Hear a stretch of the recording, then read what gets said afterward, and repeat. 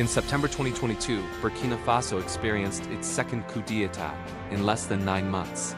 A dramatic turning point that reshaped the country's political direction.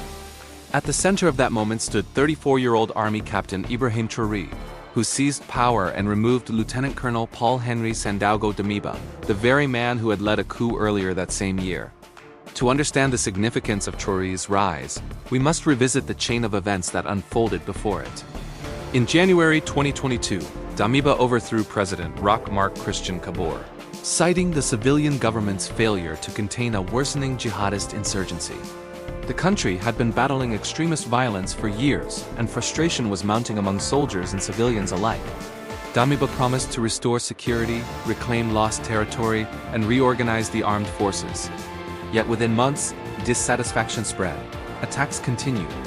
Supply lines were disrupted. Entire communities remained under siege. Many within the military felt that little had changed despite the shift in leadership. When Captain Ibrahim Traoré announced Damiba's removal in a televised address, he justified the action by stating that the deterioration of security had continued. According to him and the officers who supported him, the original mission to restore territorial integrity and protect citizens had been sidelined.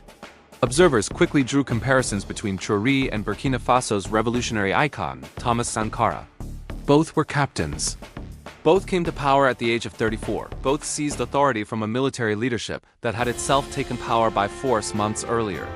The red beret became a powerful symbol once again, evoking memories of Sankara's era of reform and national pride. Ibrahim Traoré was born in 1988 in Bondakai, in the Maohun province of Burkina Faso. He attended primary school in his hometown before continuing his secondary education in Bobo-Dioulasso, the country's second-largest city. Unlike many officers who entered military life early, Traoré initially pursued higher education as a civilian. He moved to Ouagadougou to study geology at the University of Ouagadougou. Former classmates described him as quiet, disciplined, and highly intelligent. He was not known as a loud political voice in his youth, but rather as someone observant and thoughtful. Instead of continuing into a civilian professional career, he chose a different path, joining the armed forces in 2009. He enrolled at the Georges Numawano Military Academy in Kiev and graduated in 2012, joining the artillery regiment in Kaya.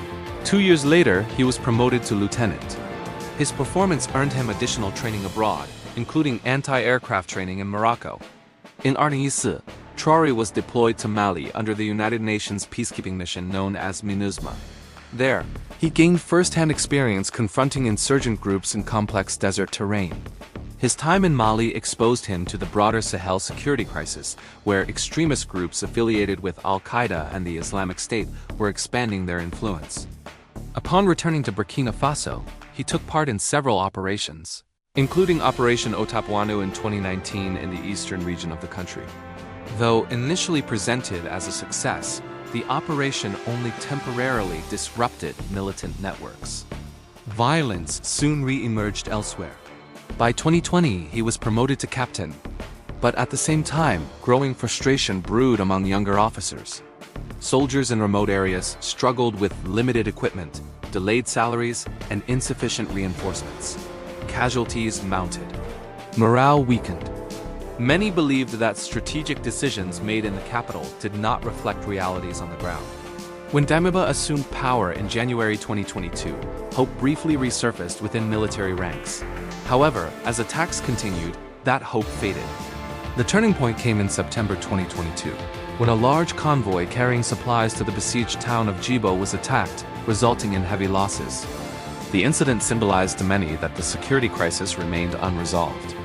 Shortly after, gunfire erupted in Ouagadougou. By evening, soldiers appeared on national television, announcing that Damiba had been removed and Captain Ibrahim Traoré would lead the patriotic movement for safeguard and restoration. Traoré pledged to refocus on security and reclaim occupied territories.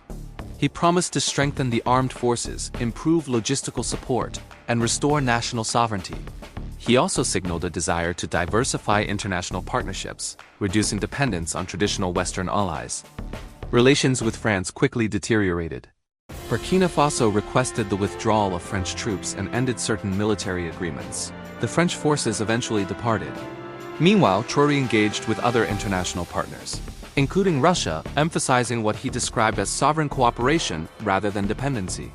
His speeches gained attention beyond Burkina Faso. He criticized what he saw as neo-colonial influence in Africa and urged leaders to prioritize self-sufficiency, particularly in agriculture and food production. He argued that African nations should not rely on external aid to feed their populations.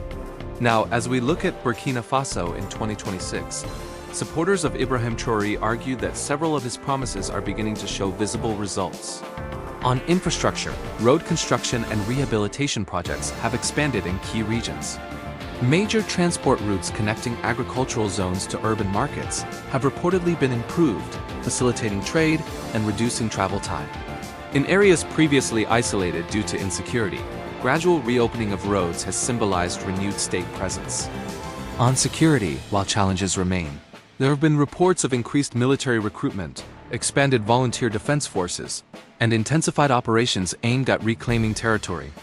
Some towns that were previously under blockade have seen improved supply access. Military convoys move with stronger escort systems, and coordination between units has reportedly improved compared to the chaotic conditions of previous years. Community-based defense initiatives have also played a role. Local volunteers, working alongside national forces, have sought to strengthen early warning systems and local resilience. For many citizens in relatively stabilized zones, daily life has begun to regain a degree of normalcy. On economic independence, the government has emphasized local production. Agricultural initiatives encouraging domestic food cultivation have gained prominence. Campaigns promoting national self-reliance aim to reduce food imports and strengthen internal supply chains.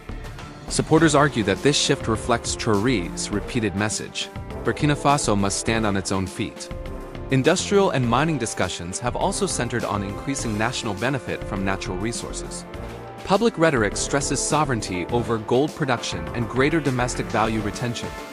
Whether these policies will produce long-term structural transformation remains a subject of debate, but the narrative of economic independence continues to define the administration's messaging.